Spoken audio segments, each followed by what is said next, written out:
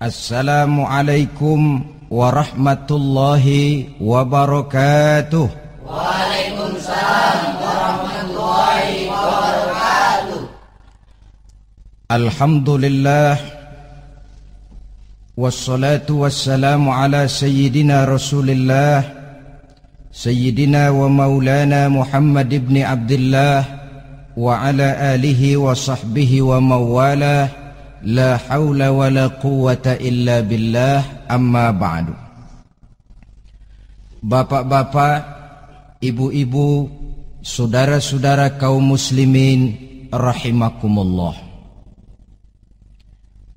Sudah menjadi keyakinan dalam kehidupan kita bahwa segala yang ada permulaannya tentu akan ada penghabisannya. Setiap yang punya awal mesti akan punya akhir. Tidak ada keabadian dalam kehidupan dunia ini. Semuanya datang dan pergi silih berganti, berubah oleh pergeseran masa dan pertukaran waktu.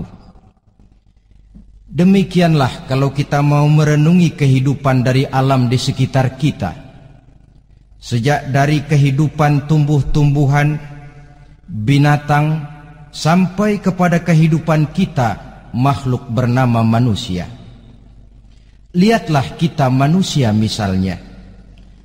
Dimulai sejak kita terlahir ke alam ini, keluar dari alam rahim ibu, menjadi bayi yang merah tidak berdaya, untuk kemudian berangsur meningkat menjadi anak-anak. Dari kehidupan anak-anak berubah lagi kita menjadi remaja dengan segala keceriaan dan kelincahannya, dan dari masa remaja naik lagi kita memasuki usia dewasa, untuk kemudian berangsur memasuki hari tua. Lalu setelah kita memasuki hari tua, sehari, seminggu, sebulan, setahun, sampailah kita kepada batas waktu yang telah ditentukan oleh Allah, yang dinamakan ajal, dan bertemulah kita dengan yang disebut maut. Ini merupakan kepastian dalam kehidupan. Kalau saja kita mau merenung perubahan-perubahan yang terjadi pada diri kita, seharusnya membuat kita insaf dan sadar. Di kala remaja kita begitu lincah, punya rambut yang hitam ikal berderai, punya lesung di pipit, punya senyum yang indah menawan setiap orang yang melihat, punya kulit yang kencang dan bersih. Manakala kita memasuki hari tua, perubahan frontal pun terjadi. Kulit mulai jadi keriput, rambut yang tadinya hitam ikal berderai mulai memutih, nikmat berkurang, gigi yang tadinya utuh dan sanggup mengunyah apa saja, satu demi satu permisi meninggalkan kita. Sangat boleh jadi dikala remaja kita senyum semua orang terpikat. Dikala hari tua dengan kulit yang keriput dan gigi yang tidak ada lagi, manakala kita senyum mungkin orang bakal lari dari sekitar kita. Kemana keindahan yang tadinya begitu menawan? Kemana senyum lesung pipit yang tadinya menarik perhatian orang? Pergi meninggalkan kita, berubah oleh pergeseran masa dan pertukaran waktu. Nah, bila maut datang menjemput kita, selesailah kehidupan sampai di situ? Ternyata belum. Kalau lahir merupakan perpindahan hidup dari alam rahim ke alam dunia, maka mati hakikatnya merupakan perpindahan hidup dari alam dunia ini ke alam kehidupan yang berikutnya, yang dinamakan dengan alam barzah. Andai kata hidup cuma sekali, secara moral kita sanggup berkata, alangkah tidak adilnya Tuhan. Kenapa? Dalam kehidupan ini kan aneka ragam terjadi. Ada orang yang zolim, ada orang yang dizolimi. Ada orang yang membunuh, ada orang yang terbunuh. Ada orang yang kaya, ada orang yang miskin. Ada orang yang jujur, ada orang yang menghalalkan segala cara. Sehingga banyak ketidakadilan yang terlepas daripada pengadilan dunia. Lalu orang pun bilang, di dunia ini katanya banyak pengadilan tapi sulit keadilan. Di dunia ini mudah mencari pengadilan tapi sulit untuk mencari ketidakadilan. Andai kata hidup cuma sekali, tidak akan ada hidup sesudah hidup yang sekarang ini. Bagaimanakah nasib mereka yang lepas dari pengadilan dunia ini? Alangkah tidak adilnya Allah andai kata tidak ada kehidupan sesudah hidup yang sekarang. Tentulah akan terjadi di mana orang menghalalkan segala macam cara untuk mencapai tujuan. Yang penting kan saya kaya, yang penting kan saya punya jabatan dan kedudukan tinggi. Kalau perlu jilat atas, jilat atas. Kalau perlu sikut kiri kanan, sikut kiri kanan. Kalau perlu injak bawah, injak yang bawah. Ini prinsip daripada orang-orang komunis. Dan pantas karena mereka tidak percaya kepada kiamat. Pantas karena mereka tidak percaya akan adanya kehidupan sesudah hidup yang sekarang ini. Maka saya menghimbau kepada seluruhnya, kita sudah kadung menyepakati negara ini berdasarkan Pancasila. Kita sudah kadung konsensus bahwa PKI dengan seluruh ajarannya tidak punya hak hidup di bumi Pancasila yang kita cintai ini. Maka salah satu ajaran PKI tujuan menghalalkan cara.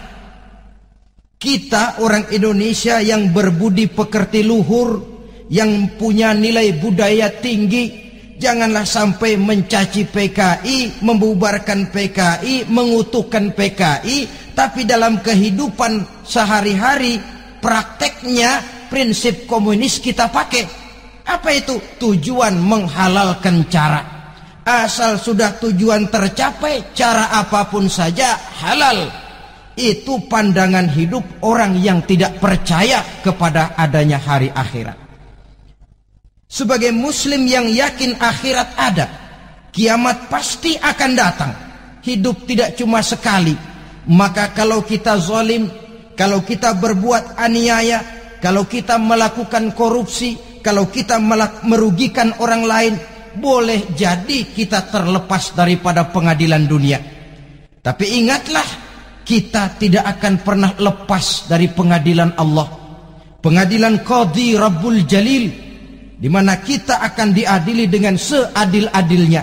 Dan tidak satu perbuatan yang bersifat salah, yang bagaimanapun kecilnya, yang akan lepas dari pengadilan di akhirat itu nanti.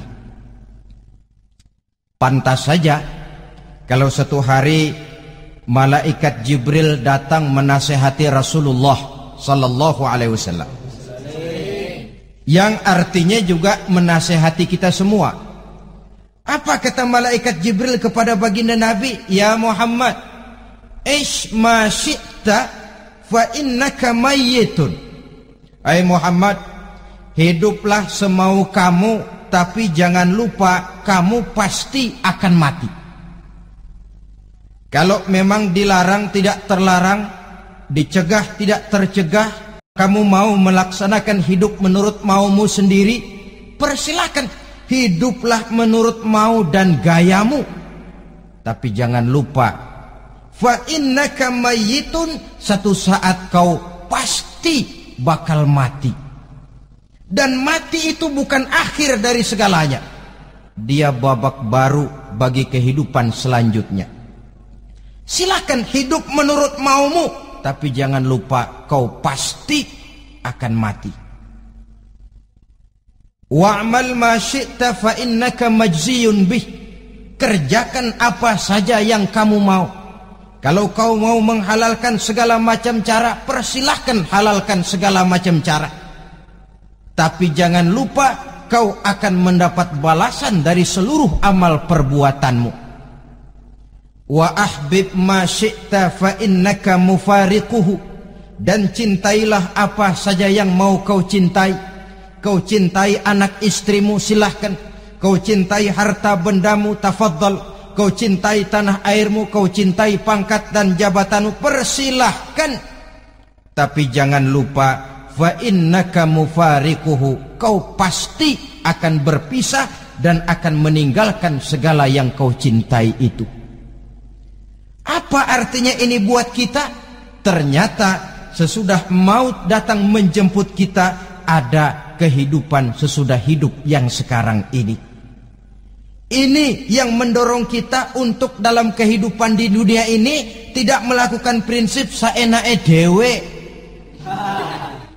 semaunya sendiri saja, asal perut kenyang, asal pangkat tinggi, asal harta dapat. Masa bodoh dengan merugikan orang lain, masa bodoh dengan menipu orang lain. Iku jenenge saenake dhewe.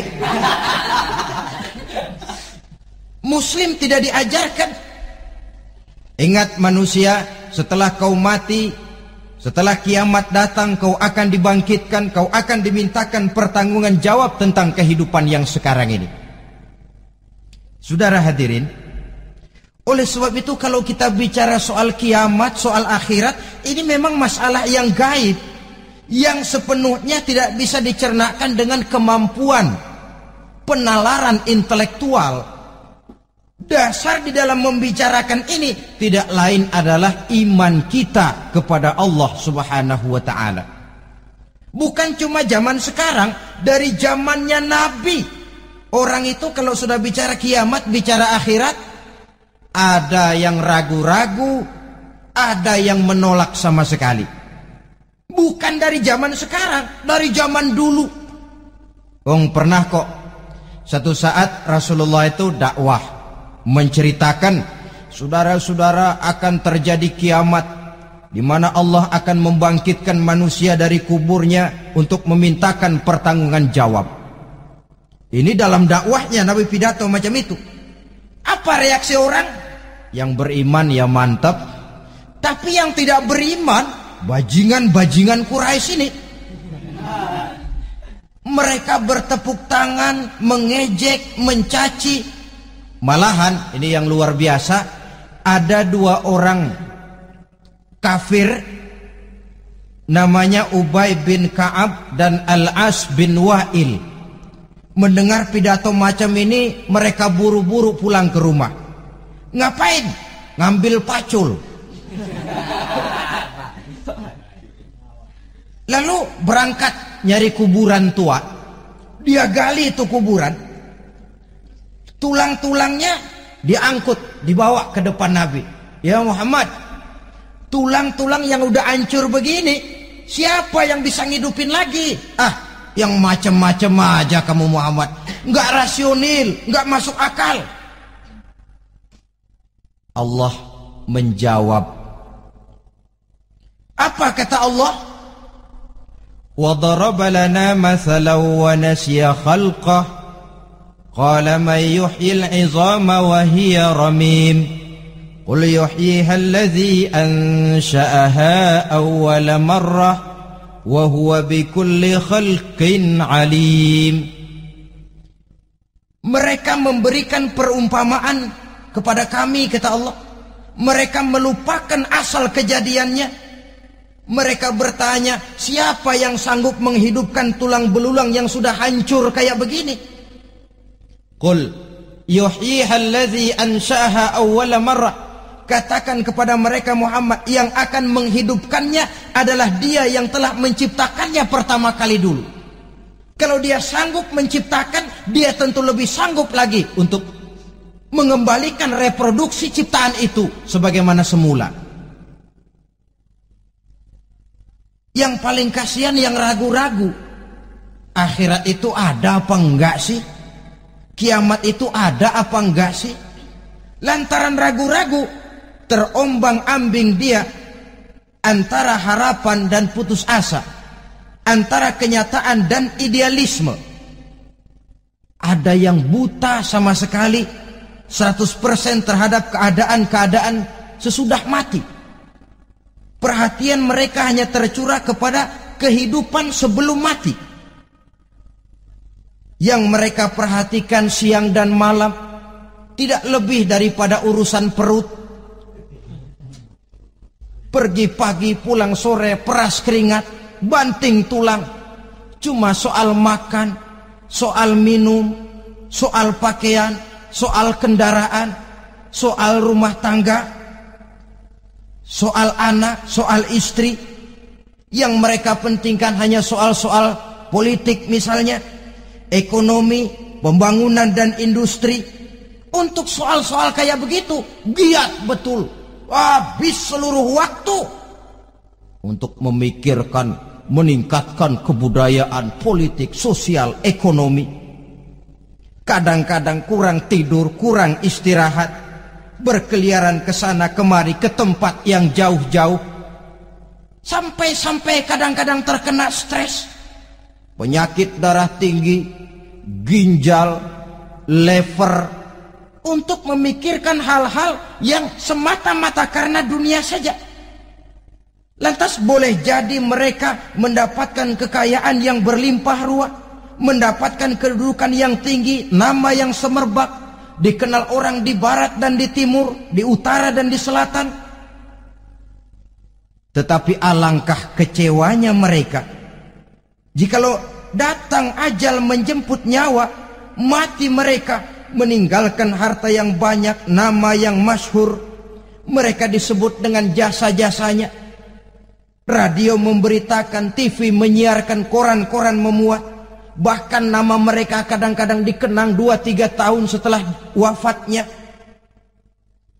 Tetapi dalam pada itu, roh mereka merintih, mengeluh, menderita, karena dilemparkan oleh Allah ke tempat-tempat yang kotor. Penyesalan yang sudah tidak akan ada gunanya lagi. Saudara-saudara kaum muslimin rahimakumullah. Oleh karena itu, kehidupan akhirat bukanlah dongeng dan takhayul, bukan khurafat dan hayalan. Kehidupan akhirat, hari kiamat, adalah kebenaran dan kepastian. Dalam surah Al-Hajj ayat ke-7, Allah Subhanahu wa taala menyatakan, wa anna as-sa'ata atiyatun la raiba fiha wa anna Allah yab'atsu man fil qubur. Dan bahwasanya kiamat itu sesungguhnya adalah sesuatu yang pasti dan tidak ada keraguan-raguan lagi di dalamnya. Dan bahwasanya Allah sungguh-sungguh akan membangkitkan manusia dari kuburnya masing-masing. Nah, kalau kita sudah yakin kiamat sesuatu yang pasti adanya, akhirat sesuatu yang pasti adanya, dari mana pembicaraan tentang kiamat ini kita mulai? Tentu dari diri kita. Marilah kita mencoba melihat proses perjalanan hidup ini sampai kita memasuki kiamat. Hadirin, tidak ada makhluk secantik manusia. Tidak percaya, pernah ke Ragunan? Nah, saudara masuk ke kebun binatang, segala macam makhluk ada di situ. Ratusan macam jenis binatang. Bandingkan dengan saudara, kira-kira cakep mana?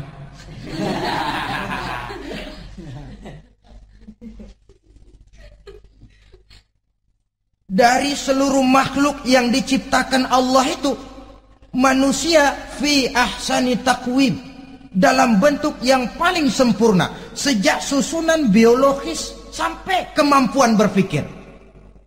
Biologis kita, ya Allah, diciptakan kita begini rupa.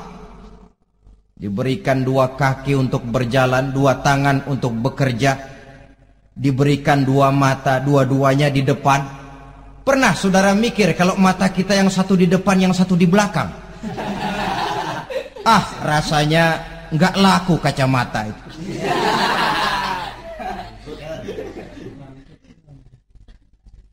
diberikan hidung dengan 2 lubang, tahu betul Allah ke bawah lagi lubangnya. Coba pikir kalau lubang hidung kita menghadap ke atas. Aduh, kalau musim hujan repot jagain hidung. Laqad khalaqnal insana fi ahsani taqwim. Sungguh telah kami ciptakan manusia dalam bentuk kejadian yang paling sempurna ketimbang makhluk-makhluk Allah lainnya. Nah, kesempurnaan manusia ini oleh karena hidupnya terdiri dari 2 unsur pokok. Pertama unsur jasmani dan kedua unsur rohani. Jasad dan roh. Jasad yang terlihat sekarang ini, potongan saudara yang ngejedok di depan saya ini jasad saudara. Ini yang berasal dari saripati makanan yang dimakan oleh bapak ibu kita. Lalu hasil kerjasama yang baik antara ibu dengan bapak, terwujudlah kita. Kalimat langsungnya jasad ini berasal dari tanah yang tadi berubah dari bayi, remaja, dewasa, meningkat hari tua. Yang berubah itu jasmani kita. Kenapa? Karena jasmani itu materi, benda, daya tahannya terbatas. Dia berubah oleh pergeseran massa dan pertukaran waktu. Apa ada orang makin tua makin cakep? Jasmani oleh karena dia materi, dia berubah oleh pergeseran massa dan pertukaran waktu. Nah, yang menyebabkan jasmani itu bergerak karena ada roh di dalamnya. Ini yang menyebabkan kehidupan. Ini yang menjadi sumber kehidupan, pusat kesadaran dan pengertian dalam kehidupan manusia. Tanpa roh dalam diri kita, maka jasad kita, pernah lihat orang mati? Nah, itu kalau orang mati, coba perhatikan. Apanya yang kurang? Kupingnya masih ada, tapi sudah tidak sanggup mendengar. Matanya masih lengkap, tapi tidak mampu melihat. Jangankan melihat, terbuka saja tidak. Mulutnya masih ada, tapi sudah tidak bicara lagi. Telinganya cukup, tapi sudah tidak sanggup mendengar. Kakinya lengkap, tapi tidak mampu lagi berjalan. Apa penyebabnya itu? Ternyata jasmani kita, jasad ini, manakala sudah ditinggalkan oleh ruh, dia tidak akan bisa berdaya apa-apa. Tidak mampu berjalan, tidak pula berbuat, tidak pula bekerja apapun saja. Saudara-saudara, dua-duanya punya kebutuhan. Jasmani ada kebutuhannya, rohani pun ada kebutuhannya. Jasmani yang jelas perlu makan, perlu minum, perlu tidur, perlu pakaian, dan sebagainya. Nah, apabila saat berpisah datang, ajal sampai, berpisahlah roh dan jasad. Dan itulah yang dinamakan dengan maut. Jadi apa sih mati itu? Mati adalah berpisahnya roh dengan jasad. Sebab itu Islam sangat menganjurkan kita untuk banyak-banyak mengingat mati. Bagaimana caranya mengingat mati? Pertama, mati itu kan pasti. Kira-kira yang hadir di sini ada yang nggak mati nggak kira-kira? Semuanya bakal mati kan? Berani? Berani. Sekarang mau? Saudara, sebenarnya kalau kita merenung lebih jauh, orang itu tidak perlu takut mati. Walaupun tidak boleh terlalu berani menghadapi mati. Karena bagaimanapun takutnya kita kepada mati, toh dia pasti datang. Bagaimanapun beraninya kita mati, kalau belum ajal, ya tidak mati juga. Jadi muslim itu kan harus berani menghadapi hidup dan tidak takut menghadapi mati. Mati adalah sesuatu yang pasti. Muslim dianjurkan banyak-banyak mengingat mati dalam kehidupan. Caranya bagaimana? Pertama, berziarah nengokin teman yang sakit. Ya? Suka nengokin teman yang sakit enggak? Oh, itu pahalanya kata Nabi. Menengok orang yang sedang sakit lebih afdol daripada sholat sunnah 1000 rakaat. Apa pernah saudara sembahyang sunnah sampai 1000 rakaat? Nengokin orang sakit pahalanya lebih afdol daripada itu. Kenapa menengoki orang sakit mengingatkan kita kepada mati? Iya ya, ini teman saya yang kemarin segar banget, bercanda sama saya, ketawa sama-sama, sekarang terbaring tidak berdaya, hilang kemampuannya, hilang keceriaannya, sakit. Iya kalau sembuh, kalau ajal, iya sekarang giliran dia, kalau jatuh ke saya. Lalu menghibur teman dengan kata-kata yang enak, yang akan mendatangkan sugesti supaya dia cepat sembuh. Jangan nengokin orang sakit jujur. Sakit apa lu? Perut. Emang teman gua kemarin sakit begini mati. Wah, itu orang bisa jadi shock lantaran etika kita tidak akan sampai ke sana. Menjenguk orang sakit akan mengingatkan kita kepada mati. Apalagi ziarah kubur. Ada yang orang tuanya sudah meninggal? Nah, kalau ada, ya tidak bisa tiap hari, sekurang-kurangnya seminggu sekali. Jumat pagi misalnya, ziarah kita ke kubur. Sehingga kalau kita masuk kubur kan ada etikanya. Assalamualaikum ya ahlal kubur wa inna insyaallahu bikum lahikun. Hai penduduk kubur, keselamatan bagi kamu dan kami yang masih hidup sekarang ini insyaallah pasti bakal nyusul kamu. Iya, yang kemarin gagah benar sekarang terbaring tanpa daya. Ini unggukan kuburannya. Yang kemarin ada sekarang sudah tidak ada. Kemana dia? Kami satu saat pasti akan begini. Ingat mati. Lalu apalagi yang bisa membuat kita ingat kepada mati? Mengawal jenazah. Bukankah sangat dianjurkan oleh agama? Bahkan kalau bisa sejak mengurusnya, memandikannya, mengkafankannya, menyolatkannya untuk kemudian mengantarnya ke kubur. Hari ini saya antar dia ke kubur, besok boleh jadi saya yang diantar orang. Hari ini saya solatkan dia, besok boleh jadi saya yang disolatkan orang. Hari ini saya masukkan dia ke liang lahat, besok mungkin giliran saya dimasukkan orang ke liang lahat. Ingat mati, tumbuh kesadaran. Lalu daya positifnya dalam kehidupan apa?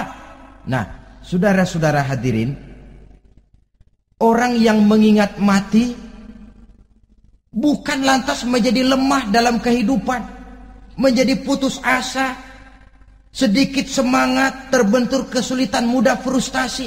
Bukan itu tujuannya kita diperintah mengingat mati. Jelasnya Islam menganjurkan kita untuk mengingat mati guna maksud-maksud yang positif, supaya orang lalu sadar hidup ini cuma sebentar.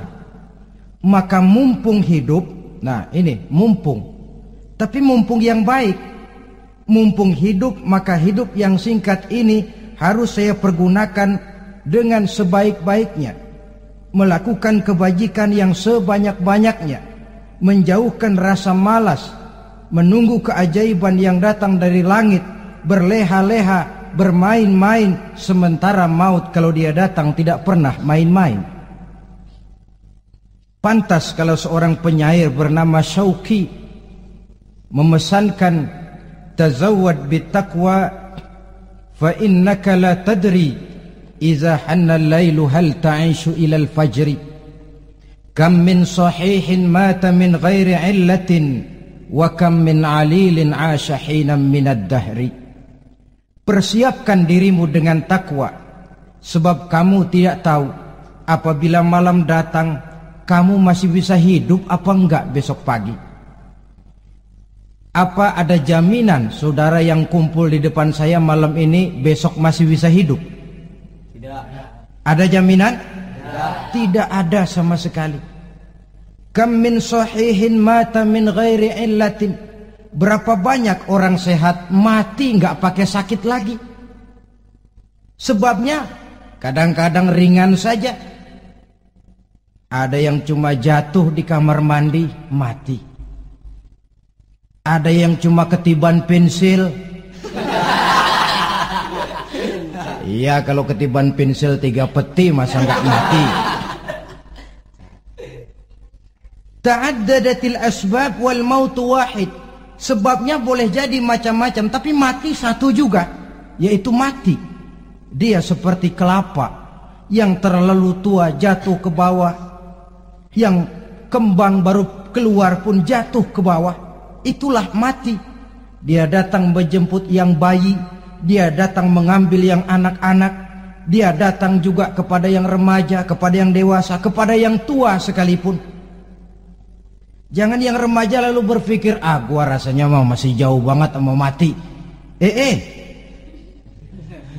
Ini sesuatu yang pasti yang kita tidak pernah diberitahu kapannya.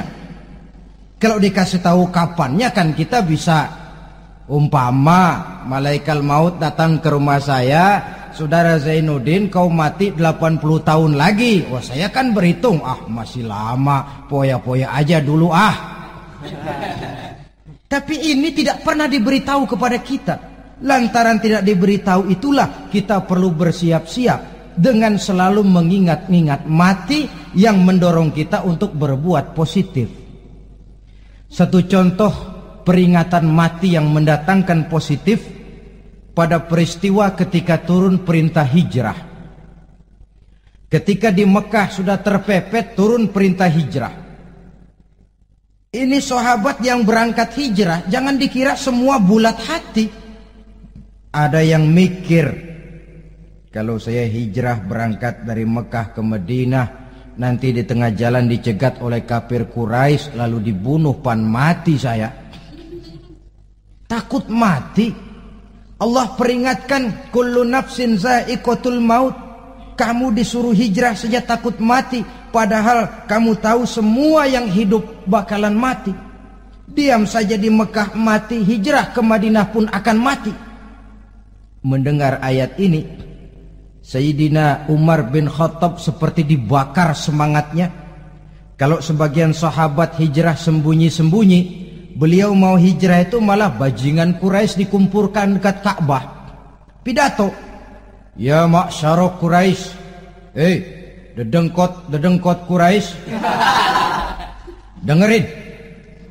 Besok pagi yang namanya Umar bin Khattab mau hijrah dari Mekah ke Madinah. Siapa yang kepengen kepalanya berpisah dengan badannya, persilahkan cegat Umar di jalanan. Besok dengan tenang dia berangkat hijrah, gak ada yang berani nyegat. Tuh Quraisy juga barangkali mikir, gue ngapain nyegat penyakit. Begitu ingat mati, timbul semangat juang, timbul semangat berbuat. Ini ingat mati yang positif, bukan yang melemahkan semangat. Dah jangan kerja rajin-rajin dah, lu bakalan mati. Ini ingat mati yang salah pasang. Ingat mati seharusnya mendorong manusia untuk berbuat lebih tekun. Allah memberikan peringatan, qul innal mauta allazi tafirruna minhu fa innahu mulaqikum. Katakan, maut yang kamu akan melarikan diri daripadanya, yang kamu takuti benar dia pasti akan datang menjemput kamu. Saudara-saudara hadirin yang saya hormati, datangnya memang tidak kita harapkan yang namanya maut, tapi sekali dia datang tidak ada pintu tempat kita lari. Dia memang tidak pernah kita undang, tapi sekali dia datang mengetok pintu, kekuatan apa yang bisa menolak? Dia sebuah tanda seru dalam kehidupan. Apa yang menyebabkan orang takut mati? Pertama, barangkali karena dia tidak tahu bagaimana kehidupan sesudah mati. Alam kubur gelap, alam akhirat gelap, sehingga dia bingung. Lantaran bingung lalu jadi takut. Yang kedua, boleh jadi oleh bayangan-bayangan dosa yang pernah dia kerjakan di dunia ini. Kerjanya cuma menumpuk dosa. Dia gembira, bahagia, tertawa di atas tumpukan dosanya. Merasa segan berpisah dengan seluruh kehidupan ini. Sehingga boleh jadi maut adalah sesuatu yang ditakutkannya benar dalam kehidupan. Tapi bagaimanapun takutnya, tidak ada tempat lari dari dia. Dalam ayat lain Allah jelaskan, Aynama takunu yudrikumul mautu walau kuntum fi burujim musayyadah. Di mana saja kamu berada, dalam benteng yang paling tangguh sekalipun, maut pasti akan datang menjemput kamu. Nah, bagaimana caranya maut datang menjemput kita? Bila datang dia, sang malaikat pencabut nyawa, malaikat Israel namanya, hendak mengambil ruh kita. Dalam suasana macam begitu, di akhir kehidupan dunia, dalam berhadapan dengan sakaratul maut, terbagilah manusia dalam dua bagian besar. Pertama, yang menghadapi sakaratul maut itu dengan husnul khatimah, baik di akhirnya, sehingga pada saat ruhnya berpisah dengan jasadnya, kelihatan dia seperti senyum, mukanya cerah. Bahkan sebelum itu boleh jadi dia sempat meninggalkan pesan-pesan yang baik. Ada yang sempat azan, ada yang sempat baca Quran. Pernah kan nemui orang yang mau mati seperti itu? Yang sempat azan, yang sempat baca Quran, yang sempat meninggalkan wasiat-wasiat yang baik. Sebab apa? Malaikat maut datang menjemput mereka juga dengan baik-baik. Dicabut ruhnya perlahan-lahan, tapi sungguh pun perlahan-lahan. Pedihnya, sakitnya tetap tiada tara.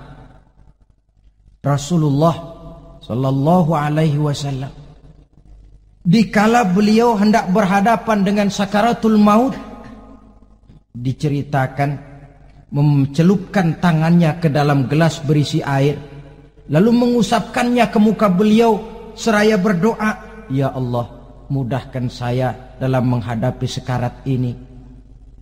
Beliau juga yang mengatakan bahwa sakitnya sakaratul maut sama dengan 300 kali bacokan pedang. Sehingga kita diajarkan doa. Di antara doa selamat itu kan ada, Allahumma hawwin alaina fi sakaratil. Ya Allah, mudahkan saya di dalam menghadapi sakaratul maut itu. Ketika ruh ini keluar dari jasad, mata masih mengikuti ruh itu. Jika kadang-kadang ada yang matanya terbelalak dan tidak sempat ditutup, terbuka terus, mengikuti ruh itu keluar dari jasadnya. Adapun golongan kedua, manusia yang ketika berhadapan dengan sakaratul maut mendapatkan su'ul khatimah, jelek di penghabisannya. Sekaratnya sudah setengah mati, lalu jelek juga di akhirnya, mati dalam keadaan yang tidak baik, tidak terpuji. Ada yang lagi megang kartu, mati. Ada yang lagi di tempat ngadu ayam, mati. Ada yang lagi di tempat pelacuran, mati. Ada yang lagi megang botol minuman keras, mati. Ini barangkali malaikat maut gemes banget nariknya, lu bajingan, lu tarik terus ya, mati su'ul khatimah. Makanya bagus itu. Kadang-kadang di majelis-majelis taklim kan sering dibaca ya Allah biha, ya Allah biha, ya Allah bihusnil khatimah. Kan ada itu? Ada enggak? Saudara hadirin, mohon agar oleh Allah kita diberikan husnul khatimah, baik di saat ruh akan berpisah dengan jasad. Ini sesuatu yang pasti. Sang malaikat maut datang menjemput nyawa. Setelah ruh berpisah dari badan, maka tinggallah sang badan, ditangisi oleh semua yang kita tinggalkan. Sehingga kepada putrinya Fatimah, ketika malaikat maut datang hendak menjemput baginda Nabi, beliau berkata kepada anaknya, Fatimah, kamu tahu siapa yang datang? Saya tidak tahu, Bapak. Yang datang hadimul lazat. Itu dia yang menghancurkan seluruh kesenangan dunia. Wa qati'u syahwat, yang memisahkan kita dengan seluruh yang kita cintai. Dia malaikat maut, Pak. Manakala jasad sudah ditinggalkan oleh ruh, itulah yang dikerubungi orang. Anak menangis, istri menangis, orang tua bersedih, teman-teman merasa kehilangan, menangisi jasad. Diuruslah jasad kita, dimandikan sebagaimana mestinya, dikafankan dengan kain putih 3 lembar, itu yang hendak kita bawa kembali ke tempat asal kita. Pakaian sutra, jas yang mereknya Switzerland wool, kain yang Samarinda, sepatu yang Belly atau Beltoni, jam tangan yang Rolex, kendaraan yang serba mewah, tidak ada yang menyertai kita. Kain putih 3 lembar itu saja lagi. Demi setelah dikafankan, dibujurkan kita menghadap ke arah kiblat, orang banyak pun datang menyolatkan kita dengan 4 takbir, diiringi dengan doa. Lalu upacara pelepasan, berangkat kita meninggalkan anak, istri, suami, kampung halaman, tanah air, bahkan alam dunia ini. Selamat tinggal alam dan seluruh isinya. Tinggallah yang tinggal. Saya akan kembali ke tempat asal dari mana saya datang, untuk kembali mempertanggungjawabkan seluruh perbuatan saya dalam kehidupan ini. Manakala upacara pelepasan selesailah sudah, dimasukkan kita ke keranda jenazah, digotong orang, bismillah wa ala millati rasulillah, dibawa ke tempat peristirahatan terakhir katanya. Padahal dulu kalau mau kita istirahat, ke villa lah kita, ke Bali lah kita, ke Hong Kong lah kita, ke tempat-tempat tamasya yang indah. Oh, rupanya akan sampai juga perjalanan menuju tempat peristirahatan terakhir, yang luasnya tidak akan lebih dari 2 kali 1 meter. Diusung orang kita, diantarkan orang banyak.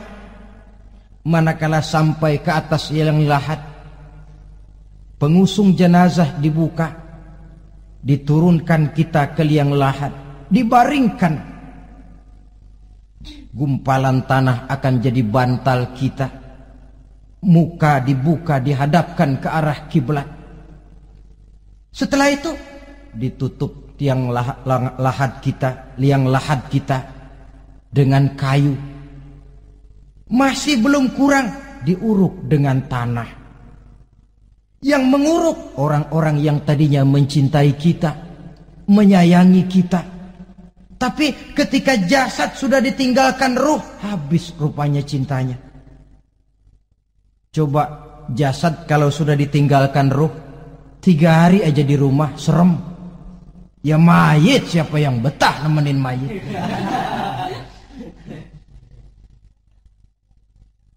Lalu bila upacara pemakaman selesai, maka berusahalah semuanya. Para pengantar akan kembali ke rumahnya masing-masing. Maka masuk kita ke alam kehidupan, yaitu yang disebut alam barzah atau alam kubur. Apa selesai hidup sampai di situ? Tidak. Hanya beberapa langkah setelah yang mengantar kita pulang. Diriwayatkan dalam hadis Bukhari dan Muslim, bila seseorang sudah diletakkan di kuburnya, lalu yang mengantar kembali pulang, maka roh si mayit akan dapat mendengar bunyi terompah orang yang pulang itu. Bunyi terompahnya terdengar. Datang dua malaikat menanyakan dia dengan pertanyaan-pertanyaan yang kalau bisa dijawab dengan betul, dua malaikat yang bernama Munkar Nakir akan bilang, jawabanmu betul, tenanglah kau di sini, naumatal arus, tidurlah kau di sini seperti tidurnya pengantin. Orang yang baik-baik di alam kuburnya akan mendapat nikmat kubur, sehingga masa penantian yang lama. Sebab jangan lupa, kita masuk ke kubur itu kan menunggu sampai datangnya hari kiamat. Jadi kalau kiamat umpama masih 1000 tahun lagi, ya 1000 tahun kita menunggu. Orang yang baik-baik penantian di alam kubur, kata malaikat, naumatal arus, tidurlah kamu seperti tidurnya pengantin. Bagaimana sih tidurnya pengantin? Nggak berasa. Iya, kata anak sekarang, endah aja udah. Begitu mendusin pagi, kata lakinya, malam sebentar bener ya Neng. Sebentar betul katanya malam. Ya tentu saja tidak terasa. Kenapa? Dia tidak pernah memikirkan waktu. Terbawa oleh kenikmatan dan kelezatan yang dirasakannya dalam kehidupan. Tapi orang kafir, orang yang dosanya bertumpuk, tidak sanggup menjawab pertanyaan dua orang malaikat, maka dia akan mendapat azab di alam kuburnya terus menerus siang dan malam sampai datangnya hari kiamat. Ibarat maling ayam ketangkep, belum masuk pengadilan udah digebugin duluan. Kan begitu kan? Ada maling ayam nggak di sini? Nah, itu yang nyaut tadi pengalaman itu. Di sidang belum divonis, belum digebugin babak belur. Saudara hadirin, maka alam kubur bisa merupakan raudhatun min riyadil jannah. Taman di antara taman-taman surga, pun juga bisa merupakan hufratun min hufarin niran, menjadi liang daripada neraka. Ada lagi riwayat yang dari Imam Muslim yang diperoleh dari Zaid bin Sabit. Zaid bin Sabit cerita, satu hari kami bersama Rasulullah sallallahu alaihi wasallam berada dalam kebun kepunyaan Bani Najjar. Rasulullah sedang duduk di atas keledai. Tiba-tiba entah bagaimana itu keledai terkejut, kaget, berontak, hampir Rasulullah jatuh. Rasulullah kemudian bertanya, rupanya di kebun itu ada kuburan tua, 5 atau 4 kuburan. Rasulullah lalu bertanya, saudara-saudara ada yang tahu nggak ini kuburan siapa? Nggak ada ya Rasulullah. Memang kenapa? Ini penghuni kuburnya lagi disiksa oleh Allah. Andai kata boleh saya mohon kepada Allah supaya kamu dengar seperti yang saya dengar, andai kata saja kamu kuat mendengarnya, saya pasti akan berdoa. Tapi sayang, saya yakin kamu pasti tidak akan kuat mendengar mereka mendapat azab di kuburnya. Hadis sahih riwayat Imam Muslim dari Zaid bin Sabit. Kehidupan di alam barzah. Pak, iya kalau yang matinya dikuburin. Lah kalau yang matinya diceburin ke laut, dibakar, di medan perang hilang gak ketahuan kemana jenazahnya. Saudara, hilang kek, dikubur kek, di dalam lautan direndam kek, itu kan cuma logika kita. Menurut Allah tidak ada perbedaan orang mati dikubur di dasar lautan, atau dibakar sampai jadi abu, atau gugur di medan perang tidak ketemu jenazahnya. Entah mereka tetap masuk ke alam barzah namanya. Jasad boleh hancur, tapi roh sebagai sumber kehidupan, pusat kesadaran dan pengertian, dia tetap ada, mengalami kebahagiaan dan kegembiraan, atau mengalami kepedihan dan penderitaan, bergantung kepada amalan yang kita lakukan dalam kehidupan di dunia ini. Maka dalam Yasin tadi kan jelas, qul yuhyiha alladzi ansha'aha awwala marrah, yang menghidupkan mereka yang dikubur di dasar lautan, mereka yang dibakar sampai jadi abu, yang akan menghidupkan ialah Allah yang menciptakan mereka dulu pertama kalinya. Jadi kalau sudah ada aslinya, ya tentu tidak perlu contoh lagi, akan sangat mudah membuatnya. Orang tua kita, keluarga kita yang sudah berpulang, mereka di alam barzah sekarang ini bisa mendapat nikmat kubur, bisa mendapat azab kubur, bergantung amalan mereka dalam kehidupan di dunia ini.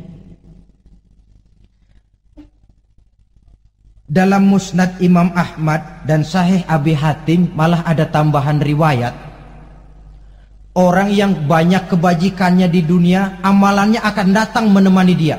Sholatnya dekat kepalanya, puasa sebelah kanan, zakat sebelah kiri, menghibur dia. Malahan dikatakan berbentuk orang yang cantik menemani dia di alam kuburnya. Aneh, dia tanya, man anta lam ara fid dunya ajmal minka. Siapa kamu? Di dunia ini belum pernah saya melihat orang secantik kamu. Dia jawab, ana amaluka soleh. Saya adalah amalmu yang soleh yang kau kerjakan waktu di dunia.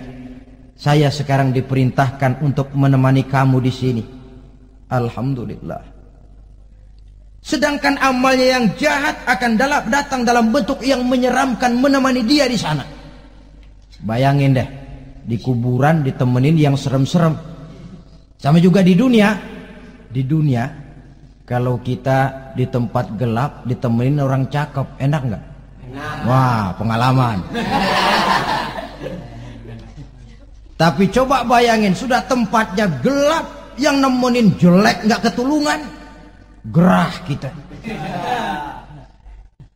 Nah, saudara hadirin yang saya hormati, lalu bagaimana tempat arwah-arwah yang sudah kembali menghadap Allah yang disebut mustaqarrul arwah itu? Macam-macam tingkatannya sesuai dengan profesi dan amalannya waktu di dunia. Ada roh-roh itu yang setelah pisah dengan jasad, artinya mati, ditempatkan di tempat yang disebut a'la iliyin, tempat yang tertinggi. Siapa ini? Arwahnya para nabi dan para rasul. Ini fi a'la iliyin, di tempat yang tertinggi. Arwahnya para nabi, arwahnya para rasul. Dan karena kita bukan nabi, bukan rasul, ya jangan mimpi dapat tempat fi a'la iliyin, kecuali kalau Allah menghendaki. Itu hak prerogatif Allah, tapi kan tidak adil kalau Allah melakukan itu. Ini kelompok roh-roh yang masuk golongan VIP. Wah, the first class. Para nabi, para rasul. Lalu ada pula roh-roh itu yang setelah pisah dengan jasadnya diumpamakan seperti burung-burung hijau yang berterbangan di perkebun-kebunan surga. Roh siapa mereka ini? Rohnya para syuhada, orang-orang yang mati syahid gugur membela agama. Nah, ini bedanya orang mati syahid dengan pahlawan, ya. Apa bedanya syuhada dengan pahlawan? Kalau syuhada, orang yang gugur membela agama, niatnya karena Allah, mati syahid. Kalau pahlawan, orang yang gugur membela negara, orang yang dianggap berjasa kepada pemerintah. Klimaksnya, kalau orang mati syahid jelas surga, tapi pahlawan belum tentu surga. Kenapa? Bergantung kepada negara macam apa yang dibelanya dan pemerintah model mana yang dibelanya. Di negara-negara komunis misalnya, banyak nggak pahlawan? Dengan sekian tanda jasa yang mati di medan perang dan sebagainya. Kira-kira pahlawan komunis masuk surga enggak? Ya, kalau pahlawan komunis masuk surga, kita enggak kebagian kapling di surga barangkali. Inilah bedanya pahlawan dengan orang mati syahid. Kemudian ada pula roh itu yang tertahan di pintu surga. Tertahan di pintu surga. Ini seperti tadi, orang yang mati syahid tapi masih ada kaitan di dunia. Rasulullah pernah ditanya orang, "Ya Rasul, kalau saya maju ke medan perang bela agama, mati syahid, apa saya masuk surga?" "Iya, masuk surga." Kecuali kata Nabi, kalau masih punya utang. Nah, tertahan di pintu surga. Ada pula roh itu yang tertahan di alam kuburnya. Ini umumnya seperti tadi itu. Ada mempunyai dosa, mempunyai kesalahan, sehingga merasakan azab kubur. Ada juga roh itu yang tertahan di permukaan bumi.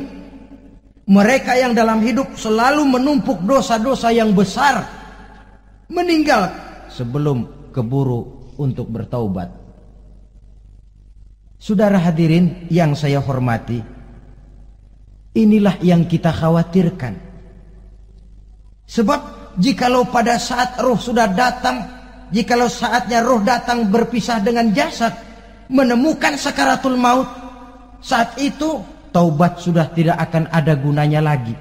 Masuk ke alam kubur, mendapat azab kubur sampai datangnya hari kiamat. Berapa lama di alam kubur ini? Menunggulah kita sampai datang saatnya kiamat. Nah, saudara-saudara, apa tanda-tanda hari kiamat? Kapan dia akan datang? Bagaimana hal ihwal manusia pada saat terjadi kiamat? Bagaimana alam ini? Bagaimana perhitungan di padang mahsyar? Insya Allah akan saya ungkapkan pada bagian kedua dari ceramah ini. Insya Allah kita akan lanjutkan pembicaraan ini sampai kepada terminal paling akhir, surga dan neraka. Inilah saja pertemuan kita pada kesempatan kali ini. Terima kasih banyak atas segala perhatian. Mohon maaf atas segala kekurangan. Wabillahi taufiq wal hidayah. Wassalamualaikum warahmatullahi wabarakatuh. Waalaikumsalam warahmatullahi wabarakatuh.